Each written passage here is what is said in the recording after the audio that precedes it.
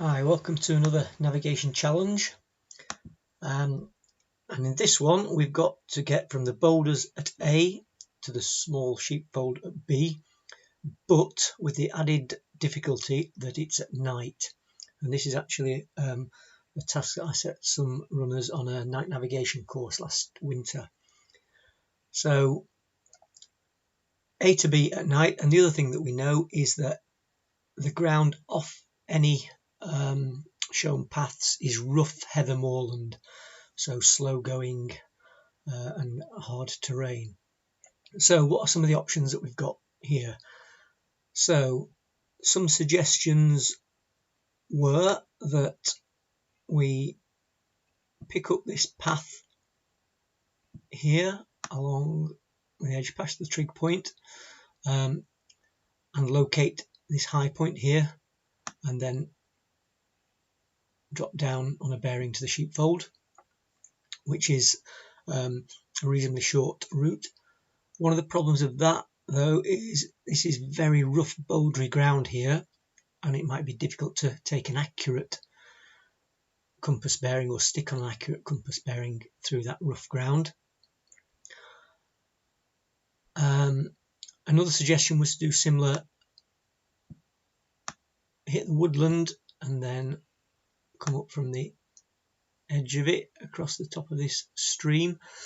One of the problems with that, you're going round to come back on yourself, and also this woodland here doesn't look like it's got a boundary around it, so you might just encounter trees and not know exactly where the boundary of the woodland was.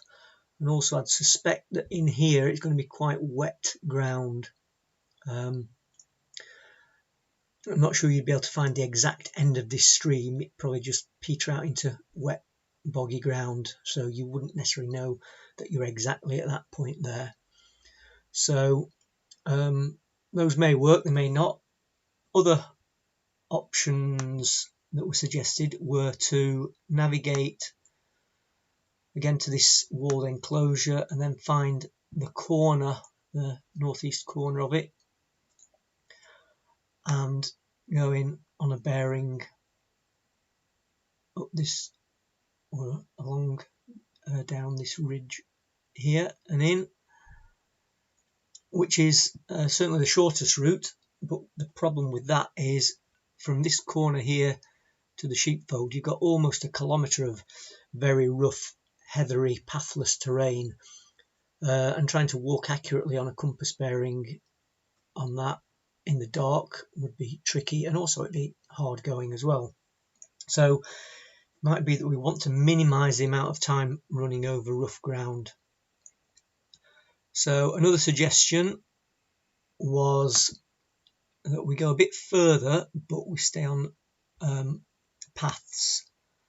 So suggestion was that we'd go down here, pick up this path down to the car park and then onto this public footpath and along, all the way along until we got to this steepening in the terrain here where the ground starts to drop away, and find this bend.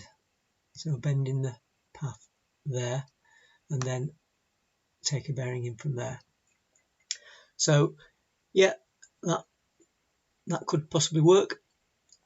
What we actually did on the night navigation course is a variation of that last one, but what we actually did was followed this down as suggested along here till we found the steepening here, so we knew where we were, approximately 600 meters away from this walled enclosure here.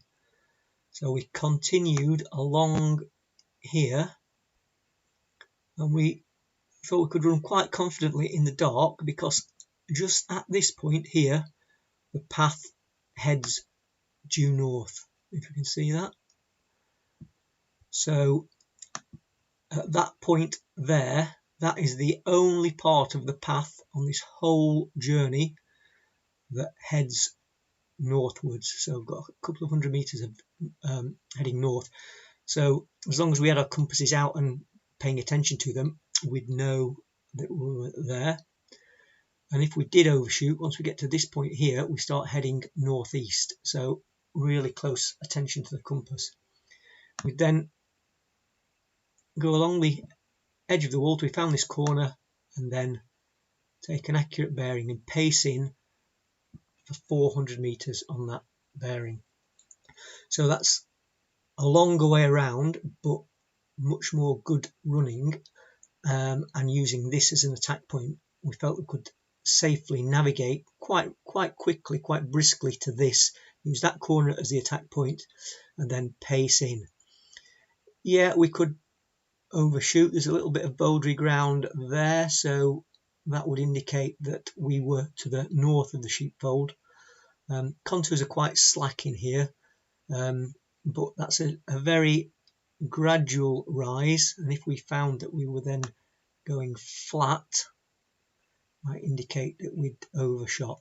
And then certainly if we start to see the ground rise a bit more sharply, then we've definitely overshot.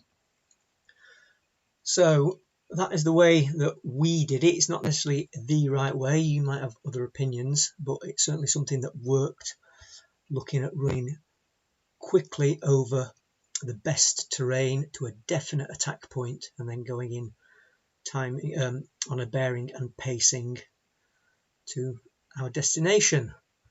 So I hope you got that one right. It worked for us.